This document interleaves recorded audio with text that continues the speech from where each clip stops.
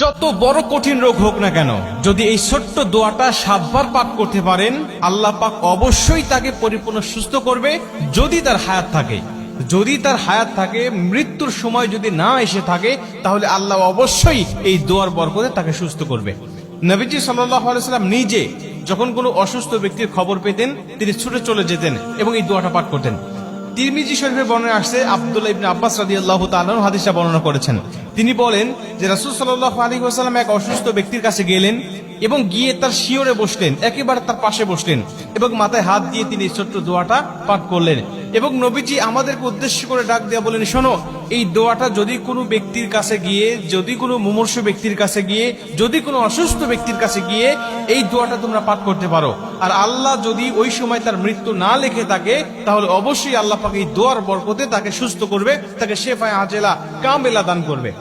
আম্মাজান আয়েশা রাদিয়াল্লাহু তাআলা তিনি বলেন যে নবীজি যখন কোথাও কারো অসুস্থের খবর পেতেন, তিনি আর ঘরে থাকতেন না, সরে চলে যেতেন। সে মুসলিম নাকি অন্য ধর্মের লোক, এটা তিনি দেখতেন না।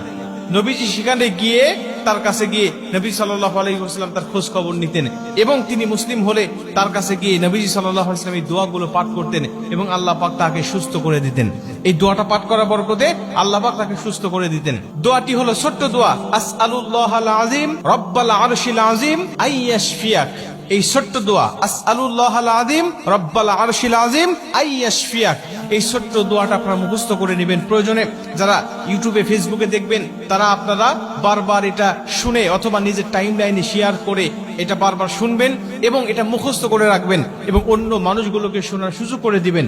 এই ছোট্ট দোয়াটা আপনি যে কোনো মুমূর্ষু ব্যক্তির কাছে গিয়ে আপনি দোয়াটা পাঠ করবেন। অথবা অনেক মানুষ কিন্তু আমাদের কাছে দোয়া চায় যে আমি অসুস্থ আছি, একটু আমার জন্য দোয়া করেন। তখন আপনি দোয়াটা পাঠ করতে পারেন, আসআলুল্লাহাল আযীম রব্বাল আরশিল আযীম আইয়াশফিয়াক। এই ছোট্ট দোয়ার বরকতে আল্লাহ তাকেও সুস্থ করবে এবং আপনি যে রোগীর খোঁজ খবর নিতে গেলেন, এর বিনিময়ে আল্লাহ পাক আপনার জন্য কিছু ফেরেশতা নিযুক্ত করে দিবে, শুধু আপনার মাগফিরাত কামনা করার জন্য। মুসলমান ভাইরা আমার, নবীজি সাল্লাল্লাহু আলাইহি ওয়াসাল্লাম বলেন, যখন কোনো ব্যক্তি মুমূর্ষু ব্যক্তির খোঁজ খবর নেওয়ার জন্য যায়, যদি সকালবেলা যায়, আল্লাহ পাক তার জন্য একদল ফেরেশতা নিযুক্ত করে রেখে দেয়। ওই ফেরেশতারা সন্ধ্যা পর্যন্ত তার জন্য মাগফিরাত কামনা করতে থাকে এবং ওই ব্যক্তি যদি সন্ধ্যার সময় তাকে দেখতে যায়, কোনো মুমূর্ষু ব্যক্তিকে দেখতে যায়, আল্লাহ পাক আরেক দল ফেরেশতা তার জন্য নিযুক্ত করে দেয়।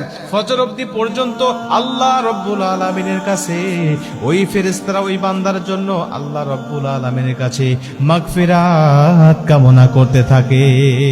আপনি তার খোঁজ খবর নিতে গেলেন, সে অসুস্থ ব্যক্তির, এই খোঁজ খবর নিতে যাওয়ার কারণে আল্লাহ আপনার জন্য ফেরেশতা নিযুক্ত করে দিচ্ছে আপনার জন্য মাগফিরাত কামনা করার জন্য। এবং যাকে দেখতে গিয়েছেন, আল্লাহ পাক তাকেও আপনার দোয়ার বরকতে তাকে পরিপূর্ণ সুস্থতা দান করতেছে।